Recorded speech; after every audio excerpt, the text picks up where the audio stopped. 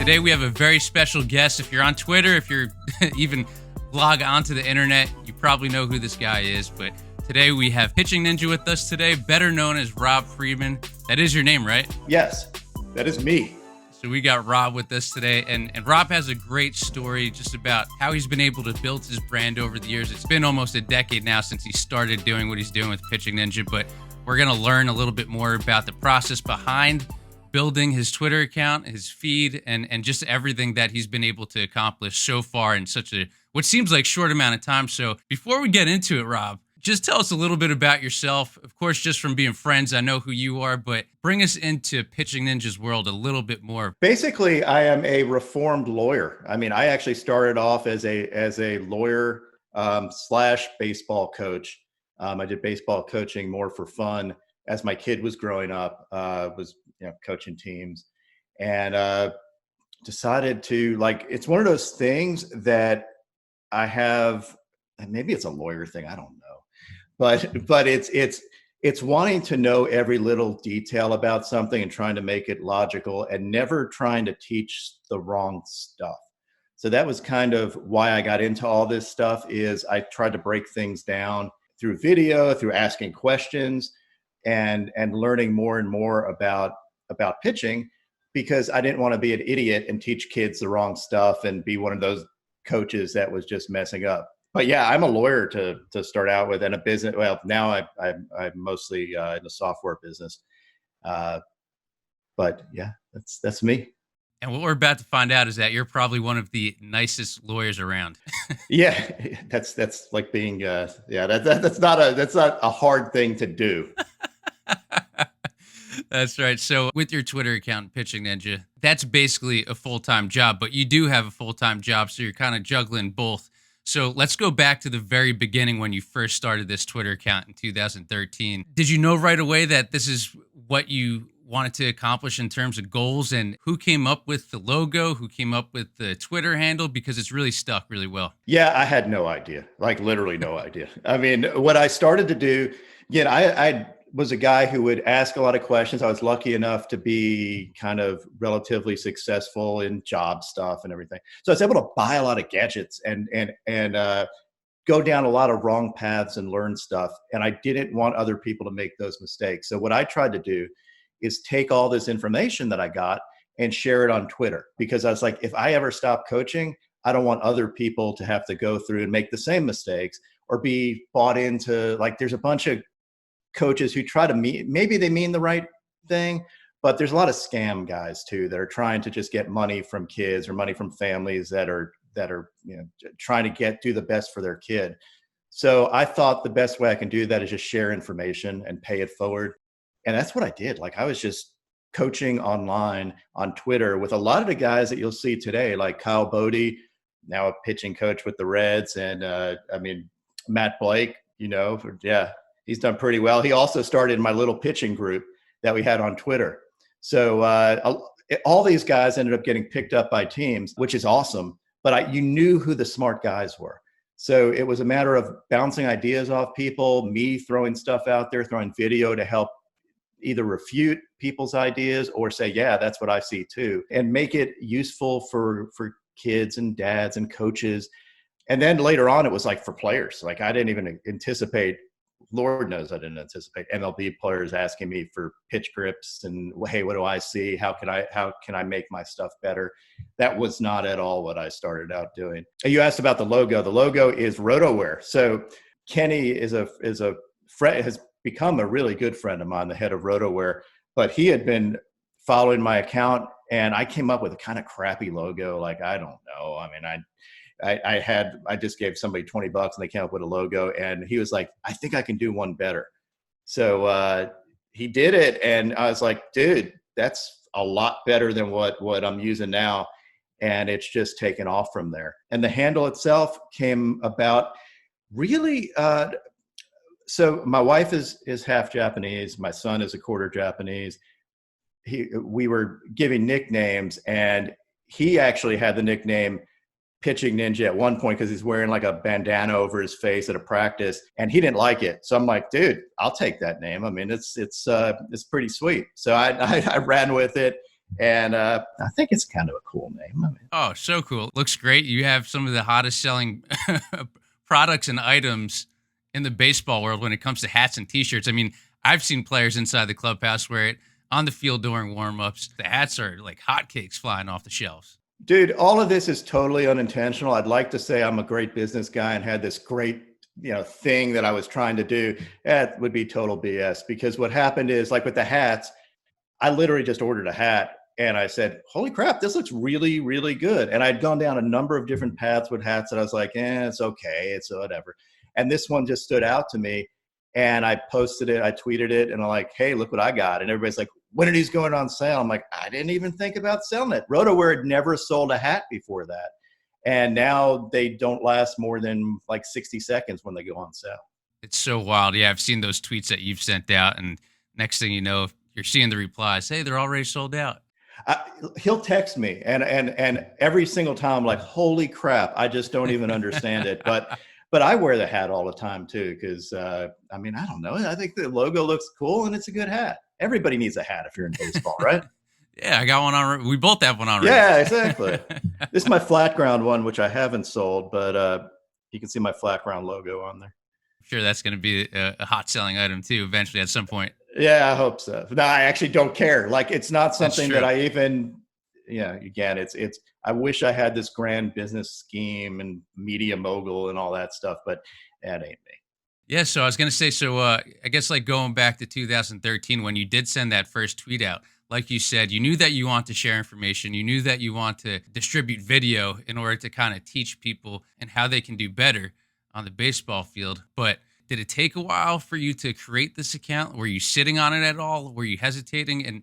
And when you did finally create the account, was it kind of just like a, yes, I did it moment? Because right now we're kind of in a period where a lot of people want to create something on their own, and they kind of sit there, they think about it, they don't do it just yet. And then finally they just get to that point where they're like, you know what? I just got to do it. Whether you're prepared or not, I have to do it. So was that kind of something similar to you back in 2013? A little bit. So I'd never really liked the idea. So I used to make fun of Twitter. Like, what am I going to do? Tweet when I go to the bathroom? Like, what do I have to do what am I going to use this for? And then I started realizing, like, wait a second, this is a great use of it. So I really didn't hesitate to do it. One of the things that my business mind brings, I guess, is don't hesitate and go do something. The worst thing that happens is you try something and you fail, and then you try something different and you learn from it. So the key with everything, business-wise or life-wise, is there's no such thing as failing. In sports, there's no such thing as failing if you actually learn from it. And that's so true. It sounds like BS. It sounds like the traditional, what pat on the back, but it's true. The making a mistake, taking in there and saying, hey, this is the way I can do it better, seems to be the right way to have it. It's a growth mentality. But the key is not to make really, really big mistakes that you mess up. Twitter's not a big mistake. I mean, yeah, it can be if you go into the cesspool of Twitter sometimes, or say something stupid. So you can say something stupid and ruin your reputation in 2 seconds. And that's the negative side of social media. And doing something quickly is you can kind of undermine your entire life in one little stupid tweet, really. So you constantly have to be monitoring yourself and your brand, I guess. I don't really think of myself as a brand, but if you think about it that way, it's just yourself. I mean, you want to always hold yourself out as you, and think before you do something, but don't think too long or else you'll freeze up. So there's kind of a balance, I guess. Does that make sense?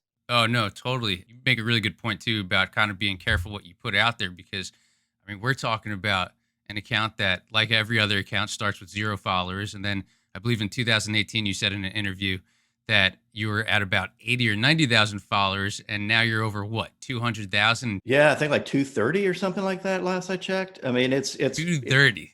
Yeah. And so this is one weird thing. Like, I don't ever think about it in a business aspect, but I do create challenges for myself to gain followers, because that means that I'm doing good stuff. My goal is to keep doing good stuff that people want to see. And the way that I can tell is by more people following it, or more people like saying I learned something from it, or stuff like that. So that's kind of where I feel like I can judge if it's a success. In business, you judge if something is a success if someone pays you for it. So I always tell people, like, you can have a great idea, but until someone pays you for it, it's maybe not that great idea. Everybody will say, oh, that's awesome.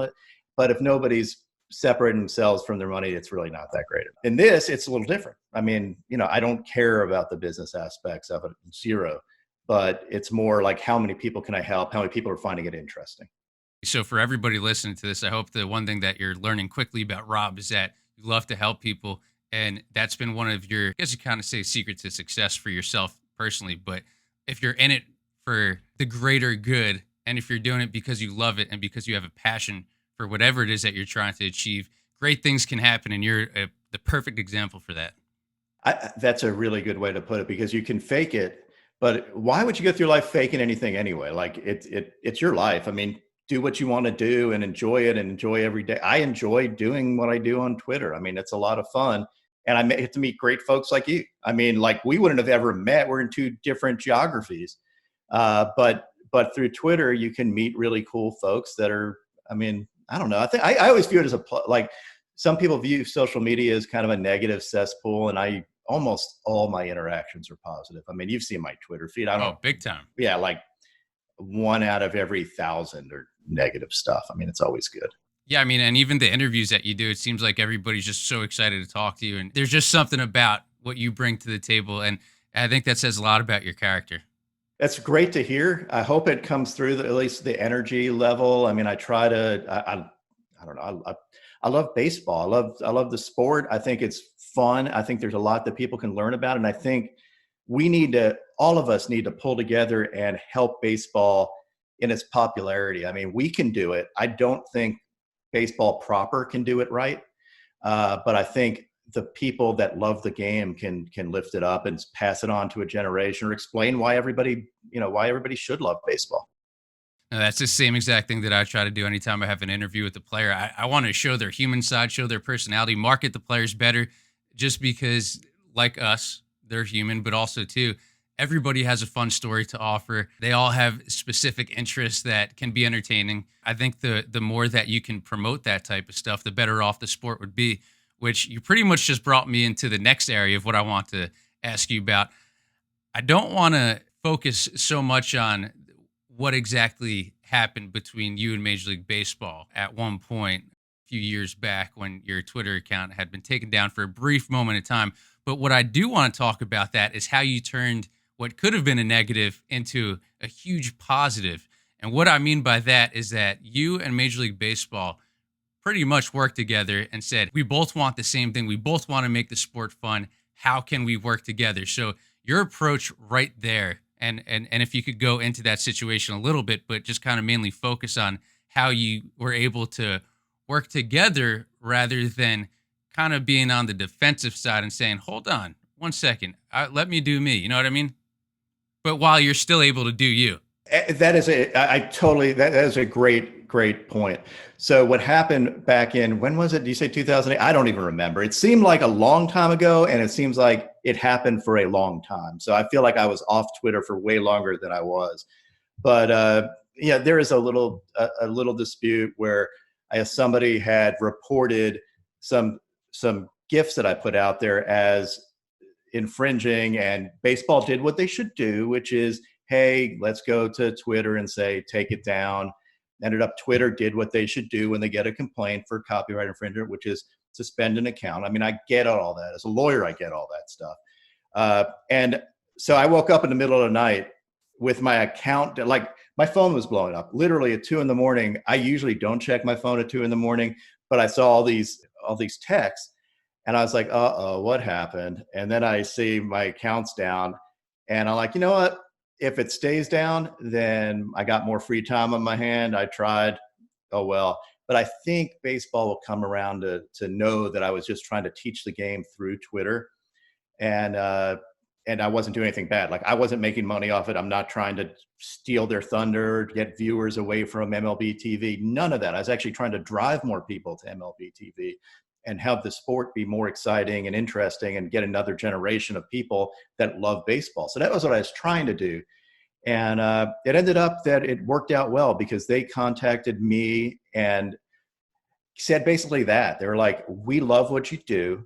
we just wanted to be on the up and up. So they ended up contacting me and saying, hey, why don't you be an independent contractor for us and keep doing what you do? So the cool thing about what MLB did is they don't care what my content is. I don't ever put out content just to please them. They wanted me to be authentic, do what I'm going to do. You'll see I'll criticize umpires. I'll criticize other things. I mean, I'm myself. They don't control any of that. But what they realized is they need people like us to market the game better, because you can't do it as a sport. You can't do it as a commissioner's office. They don't know, their finger isn't on the pulse of everything. They have to deal with a lot of other things. So they need people like us and to kind of lift the game up. You hit the nail. You hit the nail on the head, and you really do make some good points about just kind of like working together. Because who knows? Say like you're a 20-year-old kid and you have this account, and Major League Baseball comes at you, or anybody, any big type of business comes at you. That could be very, very intimidating. And maybe you say, "Let me take a step back. Let me not do this," or they won. But in this case, it was more of like, all right, how can I leverage this situation? And you've done a great job of that. And since then, like you said, you've been a contract worker for MLB. You've even been on ESPN Sunday Night Baseball broadcast. You were just recently on a KBO broadcast. It's amazing how much has taken off since that period in time, when you easily, again, could have just been like, you know what? I'm going to take a step back, delete this account. I'll go about my lawyer daily life. That's what I love about you, and how you're able to come to such a good resolution with these guys. Yeah, so that whole thing was so weird. I mean, I think part of it, again, legal background, I kind of knew my right. A lot of other people, and people contacted me after that saying, aren't you scared? That I'm like, no. I mean, I know I didn't do anything wrong, so I really wasn't that scared. But to hear the biggest thing for me was, while my account was down, seeing how much of an impact it had on the sport. So there were pitchers in baseball, front office guys in baseball, that were tweeting, bring Pitching Ninja back. What the heck is MLB doing? They were complaining. I was like, I didn't know all these people followed me. I think Kelvin Herrera tweeted something. He didn't even follow me at the time. And he was like, boo, MLB, bring him back. And I realized then like what an impact it was having. So that part was really cool about the whole thing. And honestly, it actually let me go another level with my Twitter account, because before that, I was always thinking, I never want to step on MLB's toes. I was cognizant of that. I didn't want to do anything, that might be considered to be infringing or whatever. I wanted to keep teaching the game, but also understand my place. But once they put their stamp of approval on what I was doing, it gave me freedom. Now I didn't have to worry about it. Now, if I had a problem, I can contact them and say, hey, we're cool, right? Before I couldn't do that. So I even had like Manfred actually kind of mentioned my name at one point, which was kind of weird in a press conference. So it's weird to be this guy with a computer, which is what I, tell folks. And then to have that happen, it's almost surreal at some points. But it's really, really cool. It's funny you said that, it's surreal at some points. When you see players, whether it's a Max Scherzer, like you said, and then you look at players like Marcus Stroman with an extremely active online presence, when you get this sort of traction online, I mean, what's going on through your head? I could imagine that at points you're probably used to it, but then when you have a player maybe who you haven't interacted with just yet, and then you find out that he actually follows you and is giving you a shout out, what's that like? And does it ever get old to you? It never, never, ever gets old to me. Like I am literally, and people get tired of me. Like my friends, I'll text them, go, look what that, a broadcaster will shout me out or something like that. Or I'll see a player wearing a Pitching Ninja shirt or hat. Or I saw Yu Darvish working out in a Pitching Ninja shirt. Like that doesn't ever get old. Or when a player DMs me for help with something, or says, hey, I got something for you. You might want to look at this pitch that I threw. All that stuff is freaking fantastic. Like that cannot possibly ever get old. And if it does, then I'm not going to do this anymore. Like it's sick. Like I didn't do it for that, but I will tell you, like Stroh at the All-Star game was talking about how I helped him behind the scenes with his changeup. And I'm like, dude, that's freaking, I love the fact that you're out there talking about stuff like that. And it's just, it's awesome to have that impact. And it's something I never, ever thought about doing. So it's still cool. And like you said before, in 2013, when you had started your Twitter account, a lot of this you didn't even imagine. And in my opinion, that's one of the most beautiful things about any type of journey that somebody sets on is that you can start something, have this vision of how exactly you think that it's going to go, but then it goes completely different in that way and that way and that way. And it leads you to so many bigger and better things. And that's pretty much been the case for you this entire time. So you make a really, really good point. And this is a point that happened, and it's not only my Twitter account, but it's the way if you're starting a business, if you're an entrepreneurial type person, you have all these plans. You think out what you're going to do, and you think everybody's going to like this part of what you do. The key is actually listening and realizing that, maybe I'm wrong, but this stuff is cool. Like people are wanting this. And if you listen to what people tell you, you can be successful. So don't get so hard, fast in the path you want to take, but just listen and move and be nimble. And I think better things will happen versus planning everything in your life out, if that makes any sense. Big time. Damn, I got the chills. Well, And look at me. Like I'm a freaking lawyer. Like I went to law school. I practiced law for years. Do you think I ever thought about doing this? It's like I said, someday I'm going to be a pitching ninja. That never happened. that's another really great point that you bring up is that because you are a lawyer or because somebody goes to school to be a journalist or some sort of marketing degree, whatever it is, that doesn't mean that you're limited to doing something else or pursue anything else where you could be successful. No, there's always time in life to make changes and to do stuff, and it's more interesting. Like if you pigeonhole yourself, I don't know. To me, it's boring. I guess other people like it. They like the structure. I don't like structure. So I like the ability to be able to be, to change on a moment's notice or do cool things because I think they're cool, and not have everything planned out, but really kind of go with the flow and enjoy everything. Like enjoy every even people get like when their kids are playing sports, and this is a probably a good topic for people to hear too. They're always so laser focused on what their kid does. They're watching everything their kid does. Their kid succeeds, they're on cloud nine. If their kid screws up, they think it's a reflection on them. Take time to watch other kids play while your kid is playing. Enjoy the game. Enjoy the parents that are around you. Like talk to them. Don't just focus on your kid. Learn about the sport, make friends along the way, and then nothing is a waste of time. Like you're watching your kid for 2 hours, but you're making friends and you're going out drinking beer afterwards. I mean, that's worth it. That's a win. That's a win. Yeah, Right that's there. a win. Right, exactly. Something too that I've noticed over time, whether it's creating a video or even a piece of artwork, is that it's great to be a perfectionist because you're trying to make something as good as you possibly can. On the downside is that it could drive you up the wall when it comes to like, oh, I didn't do this the right way. I want to make this better, and then you just end up kind of like driving yourself into the ground.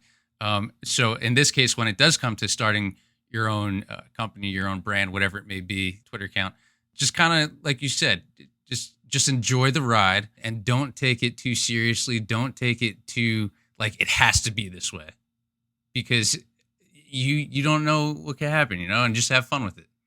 Dude, I could not agree with you more on that. So what happens to me is there are some people that can't, that are perfectionists. They have to have everything done 100% entirely right. But maybe what's right for them isn't right for other people. So they take forever to get something done. They never get something out there, and no one's really interested in it. With, I think, more successful businesses, as well as anything in life, get something good. Like don't put crap out there, but get something good enough. Listen to what people say, see if they like it, and then iterate from it. So it's like shoot, see if you hit something, and then shoot again if you didn't hit something. You can spend all day trying to perfect something that isn't going to be good in the end. It may be perfect to you, but if you can do that, and that's, I mean, actually my new YouTube stuff, I'm learning on the fly. Like I don't freaking produce stuff. I'm doing this every morning myself, putting out top 5 videos, doing all the production around it as only I can with my limited skills. But I'm learning. Like I don't make it perfect. I don't make it glitzy. I'm just trying to put it out there and hear what people like or don't like, and then I'll do more of it if they like it and less of it if they don't like it. And also, too, you don't have to reinvent the wheel to make something great or something special. Like you just have to put your own little spin to it, and then that's good enough. Like a lot of people think that they have to start something from scratch and make it completely different than anything that anybody's ever seen before, experienced before. But like that's not the case either. I could not agree more again. I mean, so the biggest thing is I guess the way to be different is let your personality into it. I mean, you are different than I am, but we both let our personalities out in what you're doing because number one, life is too short not to enjoy it and show your personality. But two, that's what makes it different is you're different. You're a different person and having your view of it, it might not be how I look at something, but looking at it through your eyes might open my eyes at new things. So I think having your own voice is important, and not doing I mean, so you're not even intentionally doing something different. It's just being yourself and your individual yourself. Man, there's two different places that I want to take this right now because you brought up 2 points that I definitely want to get to, and I'm trying to figure out which one I want to hit first because they're just both so good. But I guess the first one I'll go with this one. You mentioned that you started the YouTube channel, which at the end of this will let the audience know where they can go and follow you on YouTube, Twitter, Instagram. But one of the things that I love about you is that you are creating this stuff on your own. And like you said, when it comes to YouTube, this is all so brand new to you. You're the one who's producing and making all the videos. And that is 9 times out of 10 the best approach that you could take, trial and error and just learning things for yourself through experience. When I went to Quinnipiac University, it's a communication school up in Connecticut, they had all these computers and they basically had all the tools and the resources in order to succeed. And I was a journalism major, so I wasn't in video production, I wasn't in any of that stuff, but they had all this stuff that was available. So in my head, I'm like, wow, this is great. Let me try to make as much use of this as possible so that I could learn how to create video. So I didn't really take any classes. I also never really had anybody who mentored me how to make videos or anything like that. It was all through just messing around with Final Cut Pro, trial and error, and then over time, you kind of create your own type of style, and see what sticks, see what doesn't stick. But that, to me, in my opinion, is one of the best ways that you could learn. Just dive into it and just literally swim in whatever it is that you're trying to do. And right now, at this point in 2020, you just created this YouTube channel. I guarantee you in a year, 2 years from now, it's going to be completely different. And you're going to look back on some of these videos and be like, wow, I came so far. Like, wow, I can't believe I did that. Because now look at what I'm doing. I 100% agree. Like all the stuff that I do online, all the Twitter stuff, all the overlays, I taught myself all that. No, I didn't even ask questions because I don't like asking questions. I like to figure it out versus like if someone tells me something, you don't really learn it. You learn it from doing it. So I taught myself how to do all this stuff. Same thing with the YouTube stuff. I mean, again, I know I'm not like John Boyd does a fantastic job in production. Like that's his background. It's hilarious. Love the dude.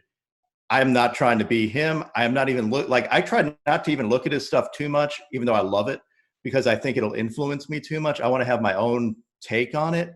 But I mean, I totally agree. It's like you learn and learn and learn over time. You learn what works. You learn little tricks. Like I'll be like, oh, I didn't know you can do that, or this is how you do these cool things. But I try to do it myself. Like you dive right in and you do it and you own it versus if someone tells you something, you don't own it. You're owning what they tell you. If you learn it, you own it. And it's good to have some sort of, whether it's like a role model or maybe like an example to try to maybe base yourself a little bit off of, but not completely, because you want to have your own voice. You want to have your own personality and it be authentic, which brings me to this. I heard a really, really good comparison that you gave between Corey Kluber and Max Scherzer. And I think that this works for sports. It works for if you're trying to become an actor, an actress. I think it works for businesses. Is that if say your favorite player is Max Scherzer and you just absolutely love him and you're a young kid and you want to be just like Max Scherzer, but then it turns out that his style of pitching, his approach, his way, maybe not exactly may match yours. You may be more of a Corey Kluber type, you know? So if you could go a little bit into that, because I think that the listeners and the viewers watching this on YouTube will really kind of find this fascinating when it comes to being careful about who you want to try to emulate, be like, but also to keeping in mind that you are your own person. Yeah. So, I mean, so when I tweet out mechanics, pitch grips, mental game stuff, my goal isn't to show there's one way to do it. My goal is to show there's multiple ways to do it because everybody's different. So, you may be Marcus Stroman or you may be Randy Johnson. You move differently, you do things differently, but people somehow think that the mental game is one thing. Like you have to be this intense dude, or you have to, yell at yourself or do what. There are just multiple ways to do it. And I think that came up where my own kid who pitches at Georgia Tech wanted to be like Max Scherzer. And we were saying, yeah, you go out there, you talk to yourself, you're a hard charging guy. You're like, screw the hitter, I'm throwing this by you. And, and what happened is that made him go out of control. So he was just doing that, but he couldn't like stay within himself. And he realized, you know what, my way of doing things is to take a lot of time between pitches to think about each pitch one at a time, to just block the batter out and think about executing a pitch. Different mentality. It's a Corey Kluber mentality. And I don't even know that he watched Corey Kluber much, but I showed him that, and I'm like, well, this is what Kluber does. And he succeeded more because he was doing that. I personally am more like a Max. I love Max Scherzer. I love watching him. I love watching a dude stalk around the mound. I'd love to think that that's, somebody you can emulate, but it doesn't mean it's for everybody. Like there's so many different personality types. Be influenced. Look at what other people are doing. You may see somebody that's great that does something similar to you, or you may find out that the person who you love isn't the person you should be emulating. You should be emulating someone different because everybody is unique. It's just like we were talking about earlier, where you bring a unique spin to something you do, and that's why it's authentic and useful. If you're trying to be someone else, nothing works out well. I mean, it just sucks. I mean, you've got to be yourself in kind of everything you do. My favorite player growing up was Jeff Bagwell. If I tried stepping up to the plate, having his stance, probably wouldn't work for me. I'm not just saying that because of the skill set, but like just because of like just the wide stance. It's very unique and great and works for him. Yeah. If you're trying to be Randy Johnson and you try going up to the throwing off the mound 100 miles per hour, just looking like a boss sidearm, pretty much a 3/4 slot, it's not going to happen. You're just going to continuously disappoint yourself. So the more that you're authentic to you, yourself, whatever company that you're starting, whatever your passion is, the better off that you will be in succeeding and feeling satisfied. Yeah, absolutely. And it comes across to everybody that sees you. If you're not being yourself, people know. I mean, you may think you're fooling them, but people know. I mean, if you're copying somebody, everybody will say, oh, you're just trying to be this guy. And do you want to be that? I mean, I don't want to be. I'd rather be unique and suck than to not be unique and be someone else and be. It's just, I don't know. It's much easier to sleep at night when that's the case.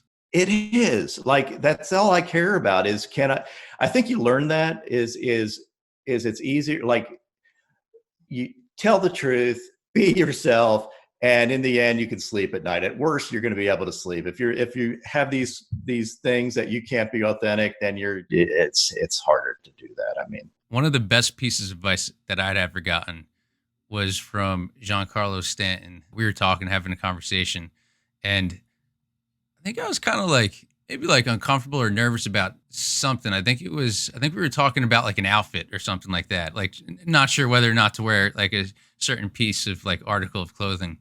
Uh-huh. And that's what we talked about. It wasn't just like pants or something, right? I mean, that would be awkward. It definitely wasn't baseball, I'll tell you that. Yeah, okay. But I guess that's kind of brings my sort of uniqueness to the table, I guess, too, is a lot of times that I just kind of want to know about yourself and you as a human. But one of the things that he had said was just let it ride. That was like the phrase, let it ride. Just 3 simple words that he said that really stuck with me, because after that, I'd be in situations, whether it was on set in a studio about to go onto television or before a big interview or something like that. Anything that maybe I would have had some sort of jitters before, I just kept on replaying that phrase in my head, let it ride, because that's kind of a good motto that's so simple and yet so powerful, where it's just like, you know what? Just take a step back, just let it ride, have fun, just go through the motion. You may only experience this once. Yeah, and one of the weird things, so to that end, some of the best tweets that I put out there, I am debating whether to actually put it out. And some of the best things I end up doing, I was like, should I really do this? Should I not do it? I think it makes sense to me. I liked it. I thought it was funny, or I think this is going to be successful, but I have no idea. Sometimes you just got to do it. Like you let it ride and you put it out there. And sometimes it sucks, but if it sucks, it's only going to suck once, and you fix it. You listen and you correct it. But a lot of times, it's the best thing you do. Is if it's being authentic. It's putting yourself out there. It's not being a robot, and it's letting you be yourself. I think that's a great word of advice. Yeah, no, it helped big time. I mean, with a lot of things, even if it's something inside the kitchen where I'm trying to cook for the first time and I'm just trying to relax a little bit, I'm just like, you know what?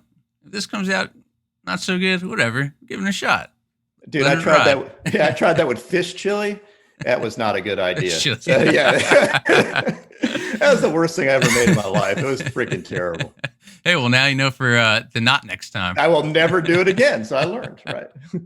All right, Rob. So you've achieved all of this success in this unique lane that you've created for yourself. What we've definitely seen and talked about is that how you don't know where your journey will take you. And I don't think it's too far fetched in this day and age to ask this question and to maybe even consider it if it actually does come across your path along the way. But if a Major League Baseball team were to ask you, Rob, we love what you do. Uh, you know a ton about the sport from being a coach, from sharing all this information and content, from working and having all these deep conversations with Major League pitchers. What do you say you come on board and you become a coach or you join our front office? What would you say to that? And has that even crossed your mind at all? It has crossed my mind, but is not something that is a goal of mine, or not something that I think I'd even jump at. Like, I like being independent, like doing what I'm doing. The one thing I think I could help with is not a team, but more of MLB front office type stuff, or like at least helping, like being on some committee or helping them out, figuring out how fan engagement, how to do the right thing, how to bring more people into the sport. That I think I could help more folks with.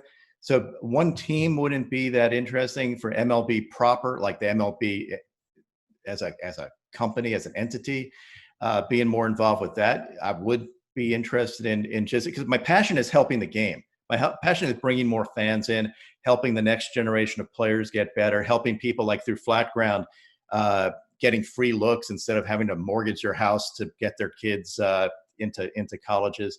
So I want to try to help the sport grow, and I think that's a better way to do it. I really don't see myself being a coach for an individual team. I love the fact that some of my friends are pitching coaches with teams, though. I mean, that's just fantastic to see.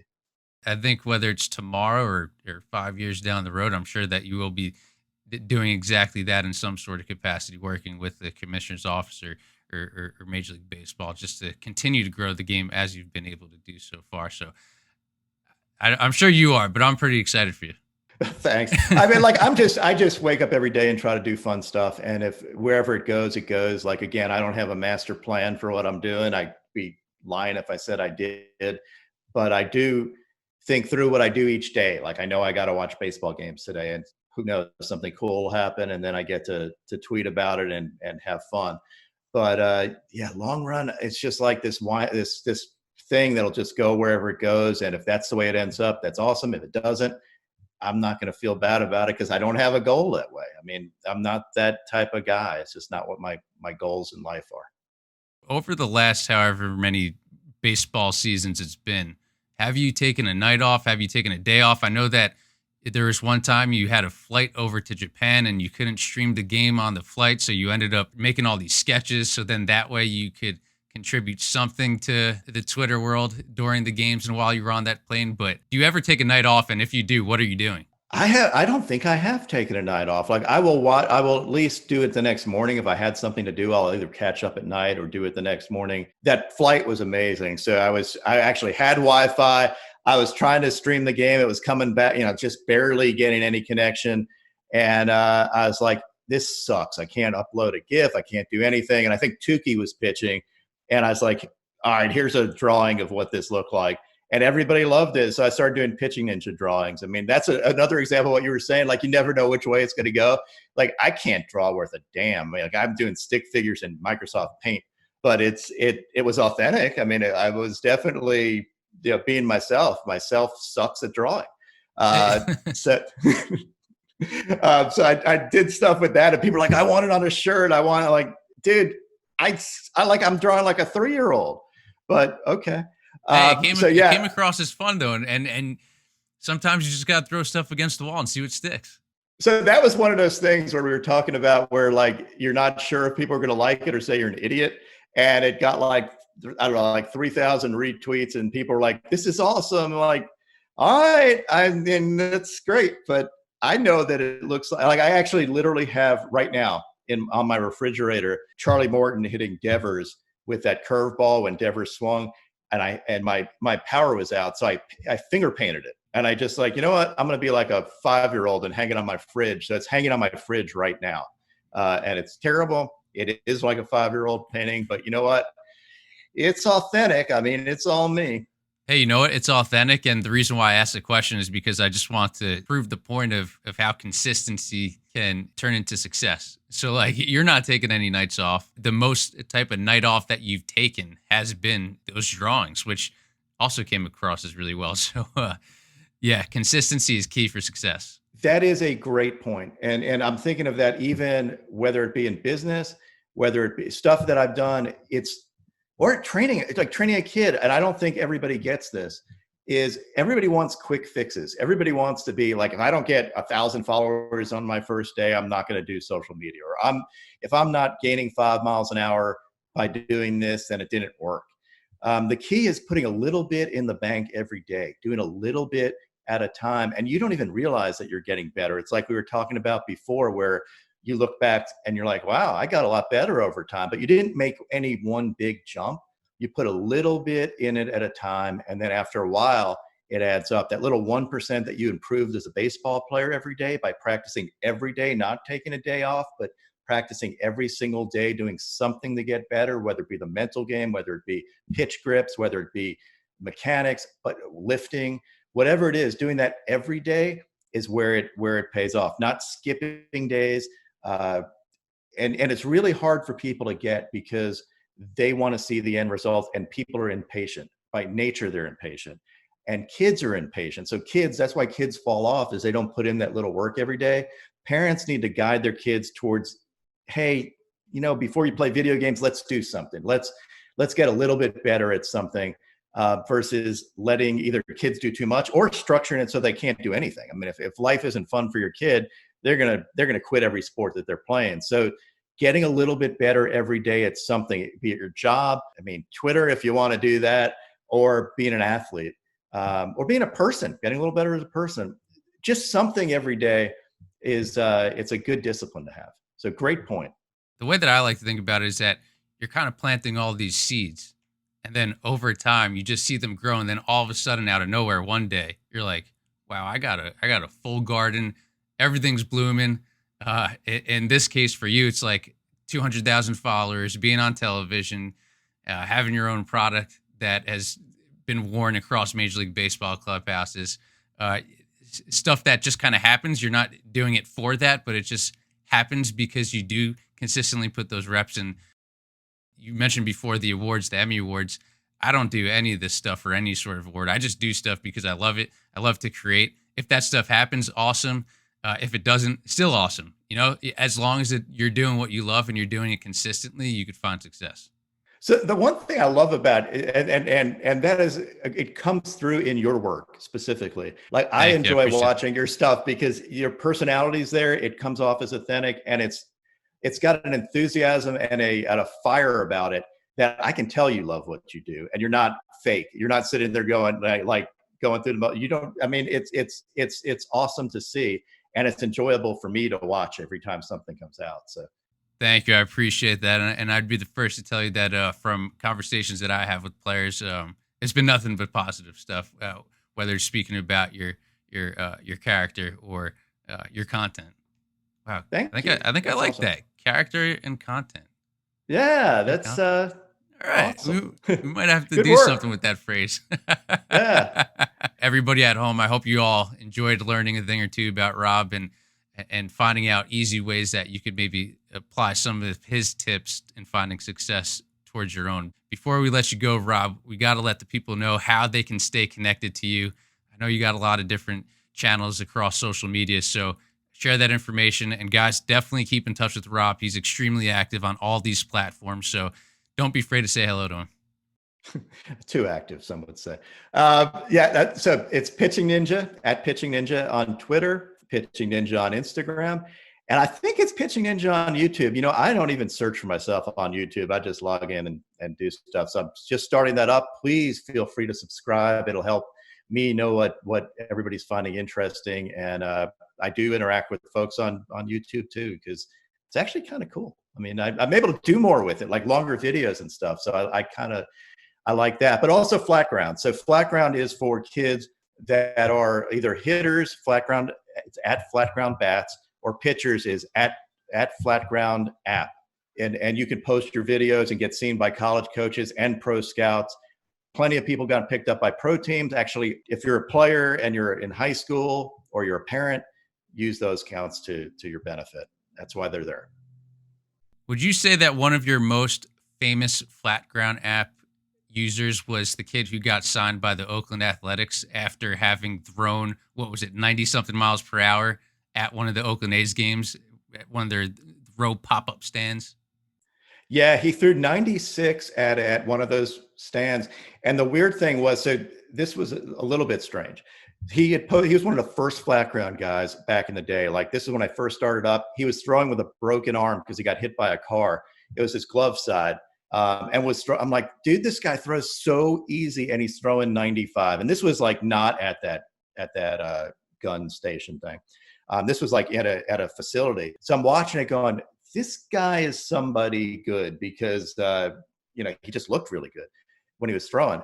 And later on, months later, he actually got a lot of interest at that point because everybody saw the same thing I did. Very easy arm action. Never played. He quit baseball his junior year in high school, didn't play college ball, and just improved because he, took it on himself to get better every day. So months later, I see this guy throw in at, I think it was a Rockies game, and he's hitting 96, and his brother posted it. And I'm like, man, this guy knows how to throw. But I didn't put two and two together until I saw his arm action. I'm like, that looks like Nathan. And it ended up being that it was, because I noticed the last name of his brother. I poked around, and I'm like, it's the same guy. So I actually kind of played it up like he got found at this game, but I really knew that he had been out there for a little bit. It wasn't like an overnight, like just the guy woke up and threw. He can throw. I mean, dude has a cannon for an arm. Hey, well, that's just one small example of how you've always been so much ahead of the curve. So going back to all these different accounts that the listeners can follow, definitely make sure you give it a shot. And yeah, I'm looking forward to watching your YouTube channel grow.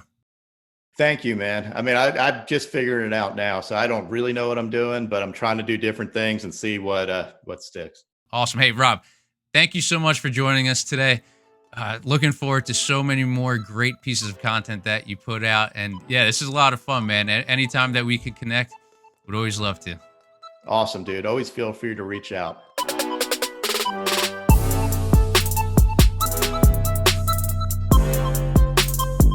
Everybody, thank you so much for watching that episode of Keep Swing. Man, we have so many more awesome guests on the way, and I don't want you to miss any of it. So please subscribe to the YouTube channel. Also, feel free to go back and watch past episodes. And again, if you subscribe to the channel, that is the best way to find out who we are going to have on the show next. And if there's a guest that you want on the show, I will do all that I can to have him or her come on. So please leave a comment. Let me know who you want to see on Keep Swinging coming up. And also, too, feel free to leave a comment what you thought about the episode in the comment section below. Give it a like. And if you head over to Instagram, I'll be posting clips from all these interviews. Just a little daily inspiration. And there you can interact with me as well. Until then, have an awesome day and keep swinging.